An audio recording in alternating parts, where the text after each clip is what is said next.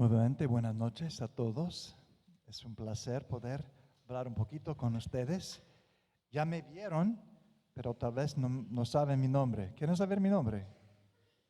No les voy a decir. No, sí, voy a decirles. Mi nombre es el mismo nombre de un periódico de Honduras.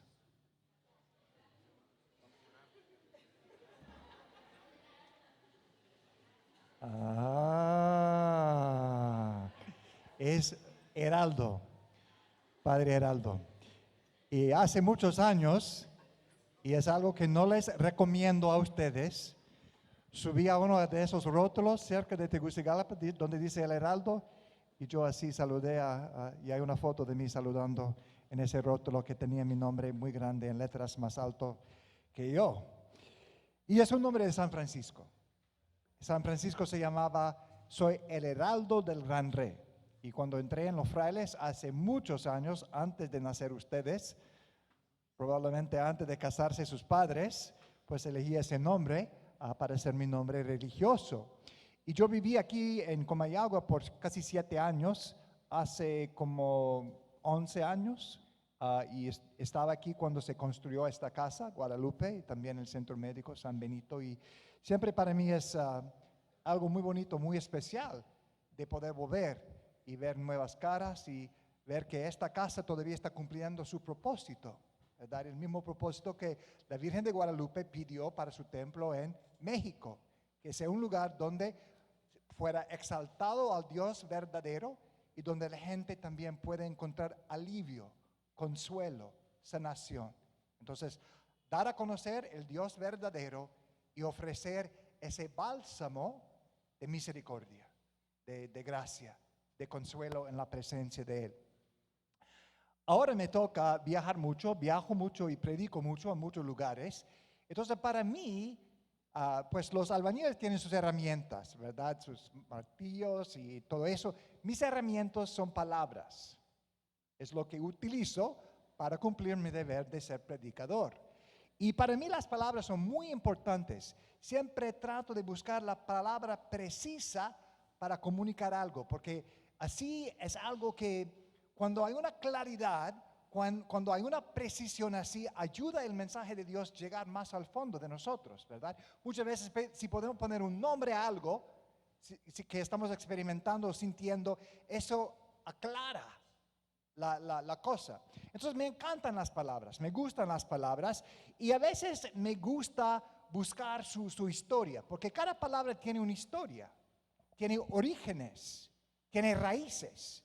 Y solo para darles algunos ejemplos que tienen algo que ver con el retiro en que nos encontramos, la palabra en español compañero, compañero, que quiere decir alguien que me acompaña, un amigo, pero tiene como su raíz pan, compañero.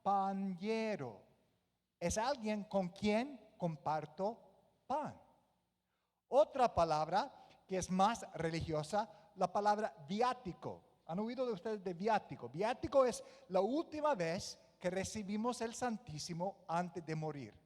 La última vez que nos comulgamos antes de pasar de este mundo al otro mundo.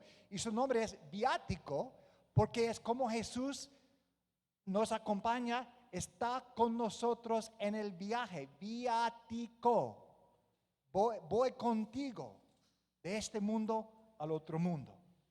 Y la última, antes de enfocarme más en el mensaje de esta noche, es la palabra Eucaristía. El prefijo eu quiere decir, es de griego, ¿verdad? Bueno, es algo bueno. Y caris quiere decir en griego don. Eucaris quiere decir buen don, un don bueno. También tiene la respuesta que es dar gracias. Dar gracias. Entonces la palabra Eucaristía es el gran don, el don más grande que hay, porque es el don de Dios que es su Hijo dado a nosotros y por nosotros. Es el don de Jesucristo a cada uno de nosotros. Y la respuesta que nace de nuestros corazones es agradecimiento. Gracias, Señor, por este gran don. Ahora quiero enfocarme en una palabra que es una palabra española, en español, pero que tiene raíces en latín. Y la palabra es misericordia. Misericordia. Y si podemos dividir la palabra, la primera parte es miseri. ¿Qué suena? ¿Qué piensa si escucha solo la mitad de esa?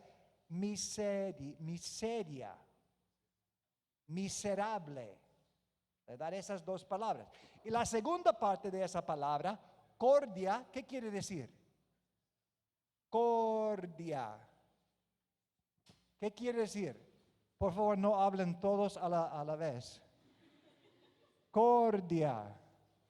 Ah, ok, corazón, la misma parte. Entonces, misericordia quiere decir un corazón miserable. Interesante, ¿verdad? ¿Qué quiere decir un corazón miserable? Pues podemos pensar que si siento miseria en mi corazón, deseo misericordia para ayudarme. Y es verdad, pero no es el significado más fuerte. Es cuando alguien siente miseria en su corazón por el sufrimiento del otro, por la miseria del otro. Es cuando dejo yo que la miseria del otro entra en mi corazón y me afecta, me conmueve, me impulsa a hacer algo. Quedo yo con un corazón miserable por el sufrimiento del otro, por la miseria del otro. Y hermanos, es la respuesta de Dios a nuestro sufrimiento. Dios tiene hacia nosotros un corazón miserable por nuestra miseria. Hay un vínculo fuerte entre misericordia y miseria. Incluso, ojo, incluso para el sufrimiento autoinfligido, autoimpuesto, que quiere decir pecado. Cuando peco, inflijo sufrimiento en mí mismo. Me castigo a mí mismo. Y puede ser el tipo más difícil, el sufrimiento más difícil de aceptar. ¿Por qué hice eso? Porque no pude hacer otra cosa. Sentimos condenados por nuestra propia culpa. Pero Dios tiene esa misericordia, miseria en su corazón hacia nosotros aún. Y especialmente cuando nos encontramos así en sufrimiento autoinfligido, autoimpuesto, que es pecado. Y lo que pasa en el proceso de arrepentimiento, de recibir la misericordia, es llegamos, como cantamos, a los pies de Jesús con un corazón sucio, herido y encadenado. No sé si jamás has sentido así. Si pudiera sacar su corazón y mirarlo, miraría heridas, manchas y cadenas envueltas. Y llegamos con este corazón a los pies de Jesús y lo entregamos a Él. Él lo recibe y nos devuelve un corazón limpio, libre y nuevo. Porque Él mismo se carga con la miseria de nuestros pecados. Es en la cruz. De eso vamos a escuchar mañana en la segunda lectura. Cristo absorbe en sí mismo, se carga, se hiere con mis pecados, mis heridas, mis cadenas. Por eso a veces en las imágenes que comunica o que expresa la pasión de Cristo, vemos esas herramientas que infligía dolor en Jesús. Son mis pecados. A veces se ve en la tumba, cuando Jesús está sacando a Adán y Eva, se ve todas esas herramientas ahí con cosas que infligen dolor y están ahí en la tumba. Entonces Jesús nos da un nuevo principio, un nuevo comienzo, un nuevo inicio. Todo lo anterior, lo malo del anterior, queda atrás. Y adelante un camino nuevo, un camino recto, una nueva oportunidad de comenzar a amar y a seguir a Jesús. Y es muy difícil, hermanos, de entender eso, porque es completamente contrario a la manera normal de actuar en el mundo, porque la misericordia no es merecida. Si fuera merecida, no sería misericordia. Es un don libre, un don del amor de Dios. Y en este mundo en que casi todo es un intercambio, a menos que encontramos un amor muy especial, como el amor de una madre o de alguien especial, casi es algo como de algo extraterrestrial. Misericordia. Esta otra manera de actuar. Y es algo que Dios hace porque Él es Dios. Él es la manera en que se mantiene fiel a su naturaleza, que es amor. Y si me pueden tratar de entender, hay algo casi egoísta en la misericordia de Dios. Él no nos perdona solamente porque nos ama, es porque no quiere perder lo que ama Él. Porque es Él que hizo cada uno de nosotros. Somos la obra de su mano, impresos con su imagen, su obra de arte, algo precioso, algo valioso para Él que no aguanta el pensamiento de perder. Entonces, siendo fiel a sí mismo y a su amor, dice que tengo que perdonar porque no puedo perder este hijo, esta hija, esta joya, este tesoro que eres tú para Él. Entonces, por fidelidad a su propia naturaleza, Él nos perdona. Porque siempre ve algo más. Muchas veces solo podemos ver la superficie, lo exterior. En la historia del rey David, ¿verdad? ¿Se acuerdan? Que el profeta Samuel pensaba que el hijo mayor, que era muy alto, muy fuerte, debe ser el elegido del Señor. Y el Señor dijo que no, porque el hombre mira a la apariencia, pero Dios mira hasta el corazón, la realidad interior. Es lo que siempre Dios puede ver en cada uno de nosotros. Quiero leerles algo de la poesía del santo Juan Pablo II. Era poeta, entre muchas otras cosas, y escribió una poema cerca del final de su vida, en una colección que se llama El Tríptico Romano, y él se refiere a la manera en que Dios mira, y cita la carta a los Hebreos, capítulo 4, pero con referencia a Génesis. Escuchen estas palabras, mi traducción espero que sea fiel. La palabra, el verbo, visión eterna y expresión eterna. El que creó también vio que era bueno. Palabras de Génesis. Dios vio todo lo que hizo y era bueno. Vio con una mirada muy distinta que la nuestra. Él era el primero de ver. Miró y encontró en todo una huella de su ser, de su propia plenitud.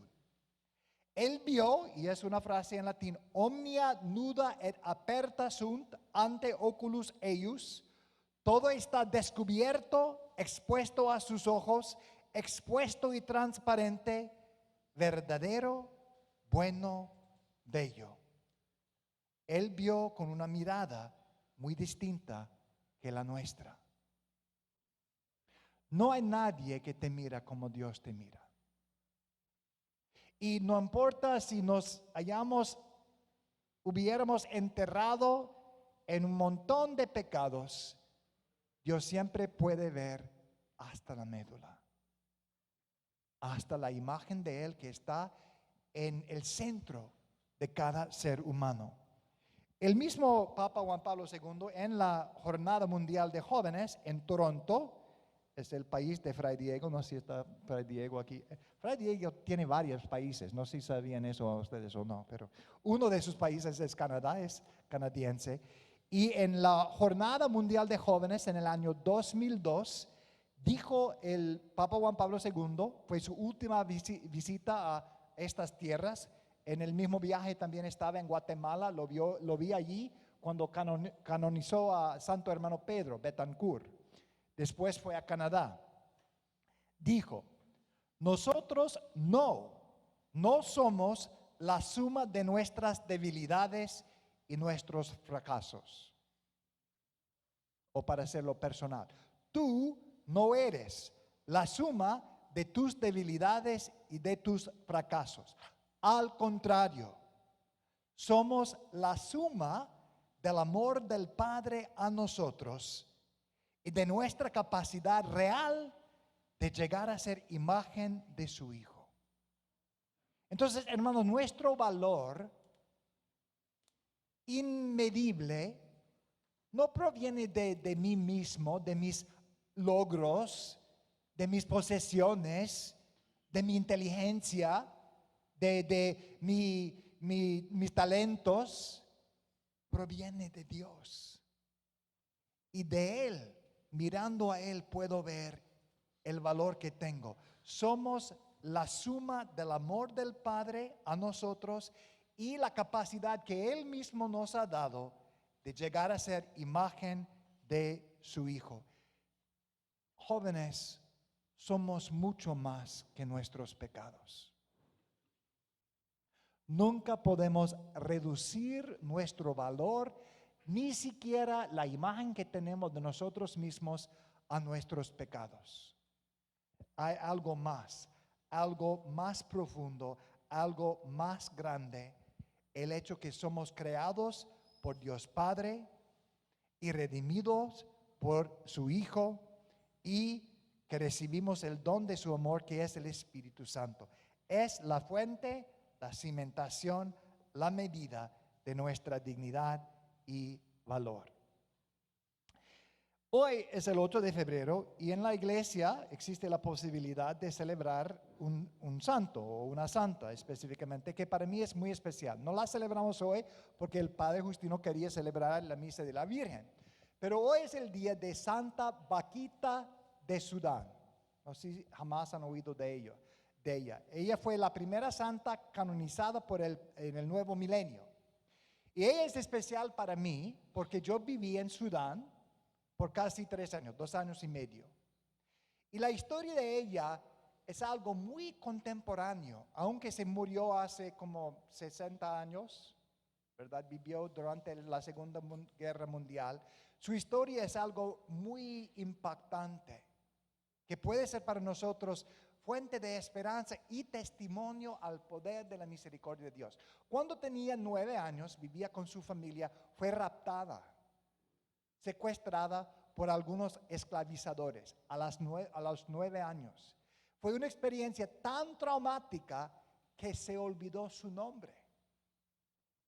No podía recordar su propio nombre, porque completamente traumatizada. Nunca volvió a ver a sus papás. Los esclavizadores, para burlarse de ella, puso el nombre Afortunada, porque fue desafortunada.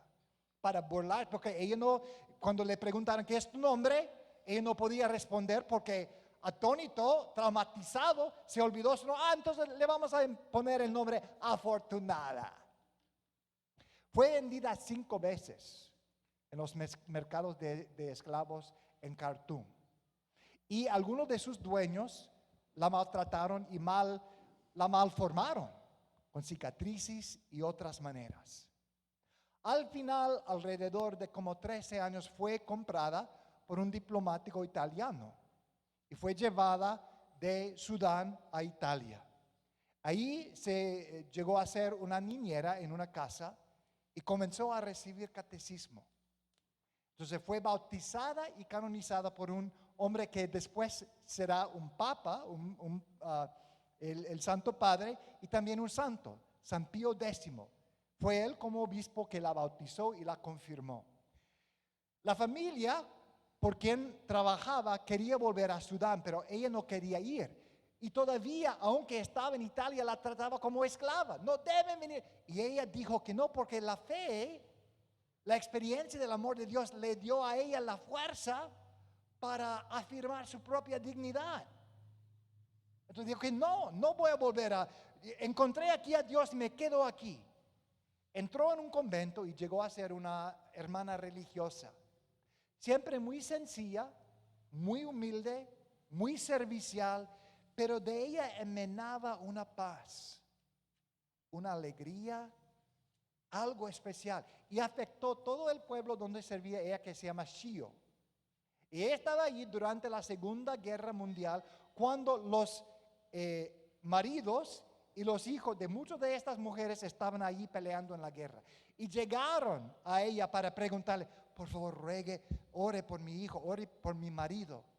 Y ella tenía la capacidad de consolar, de dar confianza a ellos. Y cuando ella dijo que no se preocupe, va a estar bien, salió bien. Y aunque había muchos bombardeamientos alrededor de este pueblo durante la guerra, el pueblo mismo nunca fue tocado. Y la gente creía firmemente que fue por la presencia y las oraciones de ella. Al final, y también ella promovía las misiones. Un autor dice que su mente siempre estaba con Dios y su corazón en África. Una vez, hacia el fin de su vida, alguien le preguntó, Sor Josefina, Sor Vaquita, si encontrara a los esclavizadores que la secuestraron, ¿qué le digas? ¿Qué le dijeras a ellos?